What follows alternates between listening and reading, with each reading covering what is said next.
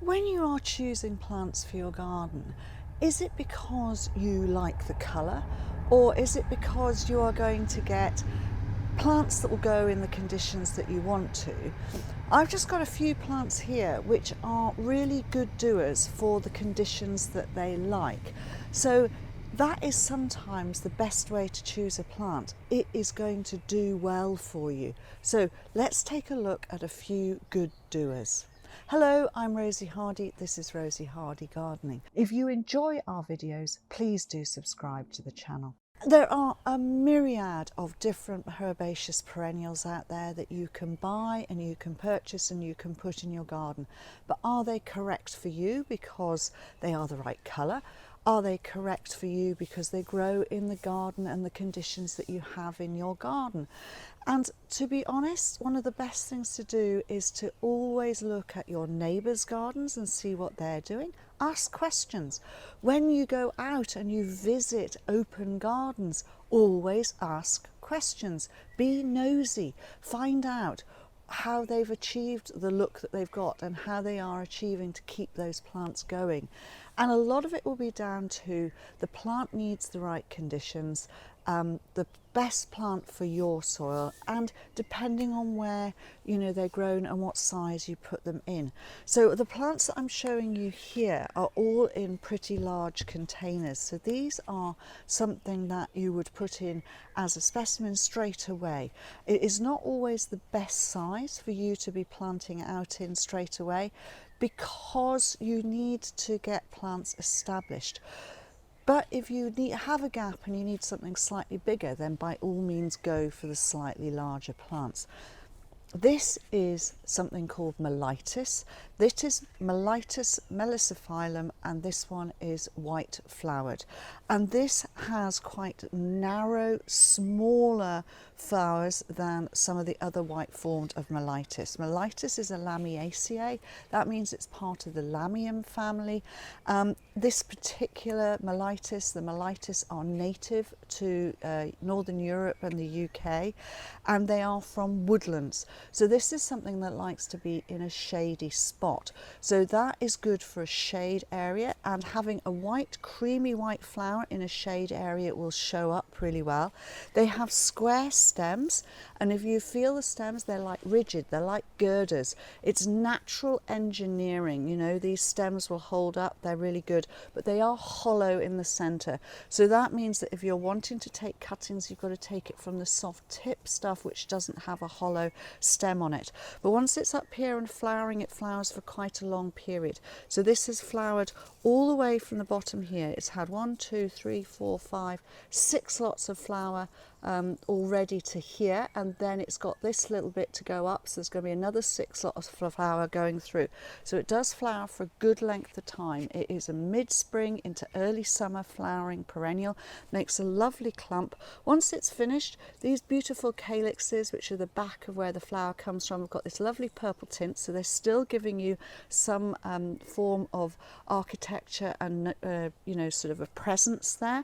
Once they're finished totally, you can give them a haircut back and the plant will stay there and look quite good.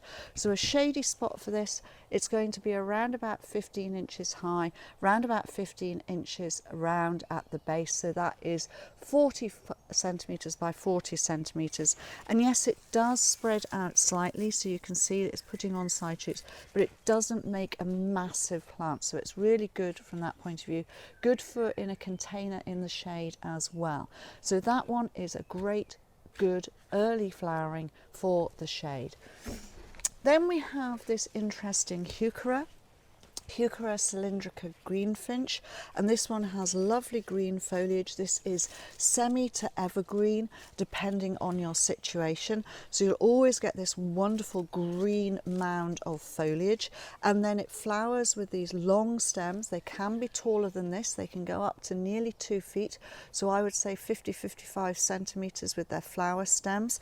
They're only going to make about a foot round, 30 centimetres with their foliage, and these flowers flowers are really strong. They are really good for cut flower or anything like that. They're great. They are green. They look a little bit like wheat heads when they're out, but they're really fantastic. It's just something slightly different. You can put it at the front of a border because the foliage is going to stay low, and the flowers, when they come up, you can see past them. So you don't have to think about them having to go back. They can go at the front. So that is good. Because it is a green flowered heuchera, it will actually be perfectly fine in a shady spot. So this is another one which will go in your shady area, in amongst trees and shrubs. That is great. Or just a shady border. It will be perfectly happy. So that is fantastic, and it's a really good, easy plant to look after. It clumps up, makes rosettes. You can pull those rosettes off and split it up, so that is no problem at all. And then one of my favourite plant families for the garden are the hardy geraniums, and these just happen to be two completely different forms. We have a geranium cross Himalayan, or Geranium Himalayense Derrick Cook, with this huge big flower, really super, and these typical Himalayense leaves which are rounded, but they're dissected as well, a little bit hairy but fine. And it is a plant that puts on growth to the side, as you can see, so it will spread around and make quite big clumps. Then you've got its cousin here, and this is Geranium Sirak. Geranium Sirak is a cross magnificum type, and the foliage is different on this, so it's much more solid, the leaf, or more solid looking on the leaf here, almost like a maple. Again, it's incised and cut, but not as divided as this one. It's also darker green than this, so that makes it, and you get a lot more foliage within the plant itself, with the flowers sitting above the foliage, whereas this, it's quite wiry and open. So those are the difference. This also comes from a clump initially and then starts to spread. So both of these will tolerate shade, so which is great, and that's really good. So this is a lilac pink with a lovely lining, or a purple, soft purple, whichever you want to call it, with tons of flower buds still to come. This is going to flower for a good period of time, really tough and hardy. Once it's had its first flush of flower, you can give it a dead head back or a cut back, and then it will come back up and flower again, so it reblooms. So that is also good for that. Tolerates most soil types, so brilliant. So not much taller than it is here, so just above a foot, say 35 centimetres, but it's going to spread to somewhere nearer 2 feet, which is 60 centimetres. So that is Sirak. Derrick Cook, the individual flowers are huge, and they always come up with pairs. So one will come out and then the next one, then there are more flowers on there, so it reblooms well. This is going to spread to about 2 feet, so 60 centimetres, and again be just above a foot high. And the flowers are a lilac white with these beautiful purple stripes in the centre of there as well. Again, it's divisible, very hardy, and as I said, you can push all of those, so all of those will go into a shady spot. They're all good doers. They are great plants for the garden. Recently I set up an email newsletter, and if you want to sign up, then please click in the comments link below or scan the QR code on the screen now. If you sign up, you get an exclusive video. This is a video of me explaining colour combinations and plant combinations in real gardens. Not everybody has shady areas, so good doers for sunny areas are something that you really want to be looking at. Something that will flower for a really good length of time is this wonderful Salvia sylvestris. Salvia sylvestris crystal blue. I keep on trying to call it crystal ice, but it is crystal blue. It was a colour break in the Salvia sylvestris, because normally there would have been the beautiful dark blues, pinks and whites, but not this mid colour. It is very much a lilac, rather than a blue, but it's a blue lilac, so it's really lovely. Flowers for a good length of time, so each of the flowering stems comes up on these lovely square strong stems, comes up. This is your initial flower spike here, then it has more flowers here, more here, it'll have more flower off the side of there. Once the whole of that stem has done, cut it back down to a pair of leaves and you'll get more flower coming through from there. So that is the way to deadhead it. Once the main spike is gone, just cut those down. Don't cut everything, just cut to a period and then it will come through. Now these make lovely clumps. This is a true herbaceous salvia, so it's coming up from its foliage base which it has created in the spring, up it comes up into flower, it flowers for a long period, you give it a deadheading, it flowers again, deadhead it again and it flowers again. So really good from that point of view. For some, most soil types it's absolutely fine. Height wise is going to be just under 2 feet, so somewhere around about 50 to 55 centimetres in height, and around about 18 inches as a clump at the base, so 45 centimetres.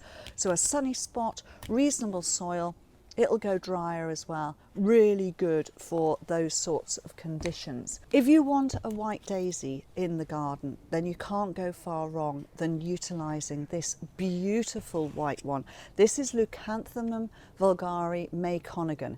And Maikönigin, or May Queen, is a wonderful one. So it's out through May, but it also flowers a lot longer than that as well. It's a great plant. It won't self-seed around. This one has been bred so that it doesn't really self-seed. Occasionally it will seed, but not much. It's more a clump former, so it's growing out of the plants here and growing sideways, making a decent sized clump.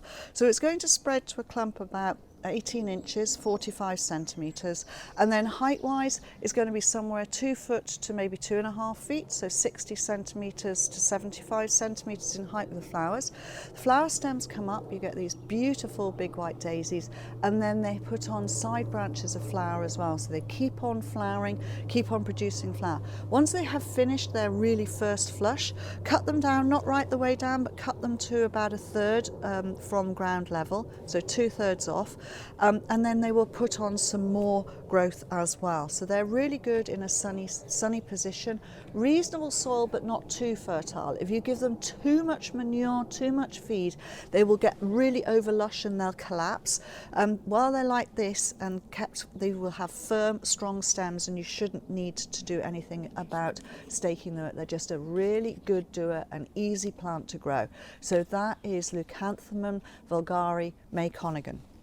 Then there are some really lovely bulbs that you can put in and have, and that are really good doers.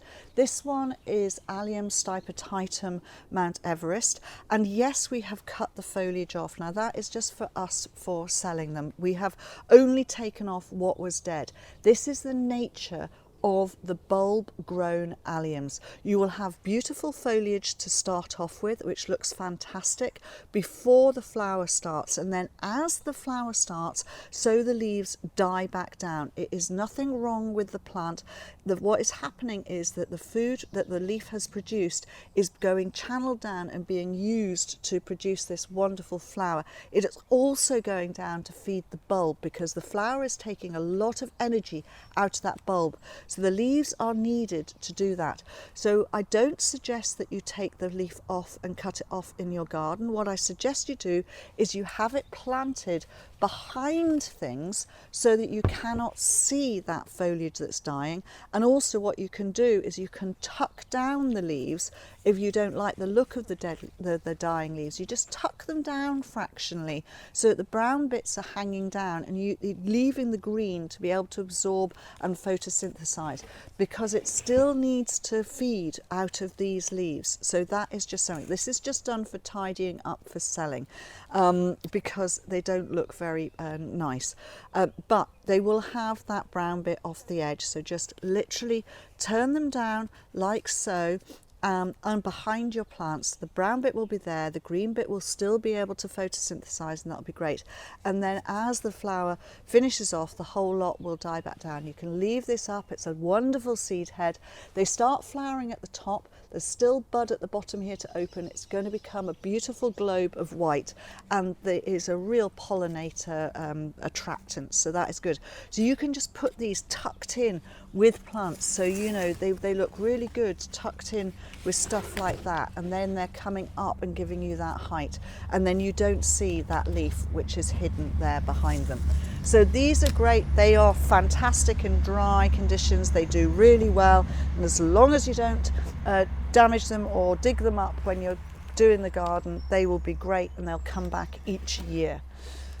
Then you've got something like this, the Iris sibirica, and the Iris sibirica is very much an upright growing plant. So it's upright with its foliage, it's upright with its flowers. Now each of these flower stems has the flower that is out, and then behind that is a flower bud that is going to come open. So this one is just slightly going over, and you can see behind there is the flower stem and the bud coming up. So the Iris sibiricas are really tough. They are great good doers. This one is sparkling rose, so it's a soft lilac pink with wonderful coloration on the actual lower fall petals. So the lower fall petals have got wonderful marking on them. Then there's a little cap petal, and then they've got the tufty petals. It's not the correct terminology, I apologise, and they are up here. So there's always 3. In fact, there are 9 on here. So you've got 3 of the lower ones, you've got 3 of the ones here which are protecting the anthers, and then you've got the upright ones creating that beautiful iris shape. So they are beautiful. They're really lovely. The buds have got a lovely colour on them as well. Once they've finished, the seed head looks great, so you can leave the seed head there, but they just make decent sized clumps, easy to lift. Once they're finished, you're left with this lovely grass-like gramenide foliage. So a really good doer with a lot of interest in there. Iris sibirica sparkling rose. If you want to watch another video of mine, YouTube thinks this one is perfect for you.